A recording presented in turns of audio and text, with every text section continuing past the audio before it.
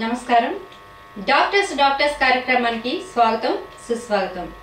ఒక చెవి వినిపించదు, తక్కువ ఖర్చుతో చికిత్స చేయించుకోవచ్చా?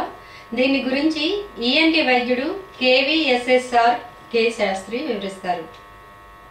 చెవి వినిపించకపోవడము అన్నది ఈ రోజుల్లో ఒక పెద్ద సమస్య. అది చిన్నపిల్లల దగ్గర నుంచి వృద్ధుల దాకా ఎవరికైనా రావచ్చు. ఇందులో దీన్ని మనము కొన్ని రకాలుగా విభజించవచ్చు.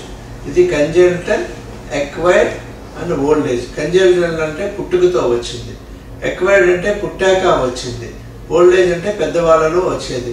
ఇది కాకుండా మిడిల్ ఏజ్లో కూడా కొంతమందికి వేరే కారణాల వల్ల రావచ్చు. దీన్ని కొద్దిగా విడదీస్తే పుట్టుకతో వచ్చే వినికిడి లాస్ మళ్ళీ ఏ డిగ్రీ ఆఫ్ లాస్, మనం 3 నెలలకి తర్వాత పిల్లలు కొద్దిగా తల్లి మాటకి వినడం రెస్పాండ్ అవుతారు. By 6 months they respond to major sound. పెద్ద పెద్ద శబ్దాలు వినిపిస్తాయి. ఎవరైనా చిన్నపిల్లలు 3 నుంచి 6 నెలల మధ్యలో శబ్దాలకి రెస్పాండ్ కావట్లేదు అంటే తప్పనిసరిగా ఎవాల్యుయేషన్ చేయాలి. ఇప్పుడు అదే యాక్చువల్గా ప్రతి పుట్టిన వాళ్ళని యూనివర్సల్ హియరింగ్ స్క్రీనింగ్ అనే ప్రోగ్రామ్ మీద ఇంక్లూడ్ చేస్తున్నాము.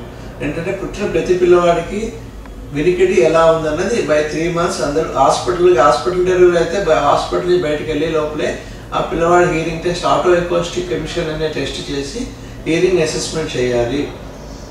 అందులో కనుక ఫెయిల్ అయితే 6 months కల్లా బెరా అనే టెస్ట్ చేసి వాళ్ళ హీరింగ్ టెస్ట్ ఎంత ఉందో కన్ఫర్మ్ చేసుకోవాలి. హీరింగ్ కనుక తక్కువ ఉంటే దాన్ని రీహాబిలిటేషన్, హీరింగ్ ఎయిడ్ పెట్టడము. నెక్స్ట్ హీరింగ్ బాగా తక్కువ ఉంటే, అంటే 90% 100% దాటి తక్కువ ఉంటే కాక్లియర్ ఇంప్లాంటేషన్ అనే ఆపరేషన్ ద్వారా చేయడము.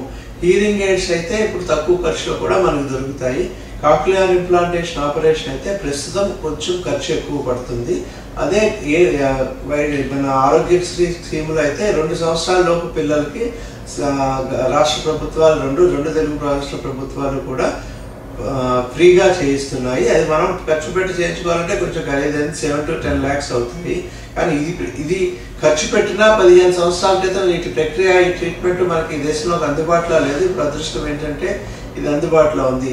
వినికిడిని మనం ఎందుకు కరెక్ట్ చేయాలి అంటే, చిన్నపిల్లల వినికిడిని less than 1 year or maximum 2 years లోపు మనకు వినికిడిని కనుక కరెక్ట్ చేయగలిగితే వాళ్ళ స్పీచ్ డెవలప్మెంట్ బాగా జరుగుతుంది. కానీ 3 సంవత్సరాల లోపల కనుక హీరింగ్ డెవలప్మెంట్ మనం కరెక్ట్ చేయలేకపోతే స్పీచ్ డెవలప్మెంట్ చాలా మందిలో ఆగిపోయి వినికిడి లేకే మూగవాళ్ళు అవుతారు. చాలా మంది మూగవాళ్ళు చిన్నప్పుడు వాళ్ళ వినికిడిని ట్రీట్మెంట్ చేయకపోవడం వల్లే అవుతారు. అందుచేత ఎవరైనా పిల్లల్లో వినికిడి తక్కువ ఉంటే కనుక ఎంబడే చెక్ చేసి హీరింగ్ ఎయిడ్ పెట్టుకోవచ్చు.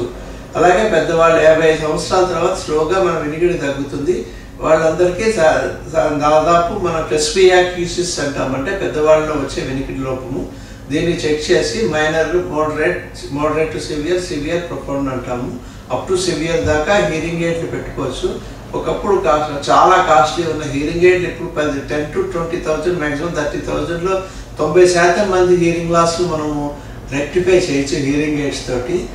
దీన్ని మనము భయపడవలసిన అవసరం లేదు. దీని గురించి ఒక విధమైన అపోహ ఉంది. చాలా మంది కళ్ళజోడు పెట్టుకోవడానికి ఇష్టపడతారు కానీ హీరింగ్ ఎయిడ్ పెట్టుకోవడానికి ఇష్టపడరు. ఒక క్వాలిటీ ఆఫ్ లైఫ్ని మీరు కాంప్రమైజ్ అయిన వాళ్ళు అవుతారు హీరింగ్ లాస్ నుండి కూడా పెట్టుకోలేకపోతే.